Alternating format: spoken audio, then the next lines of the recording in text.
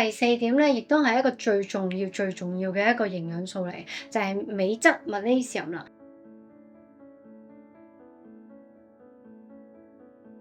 因為咧，好多人咧，佢話我已經試過好多種方法，包括係去買一啲嘅減肥產品啦、酵素嘅產品啦，或者一啲軟便嘅產品啦。咁但係咧都冇辦法咧，可以每日正常咁樣去排便嘅時候咧，咁好多人咧佢就會去依賴一啲嘅瀉藥啦，無論係一啲中成藥嘅瀉藥，例如可能番瀉葉啊、大黃啊，又或者係有瀉藥成分嘅一啲西藥啦，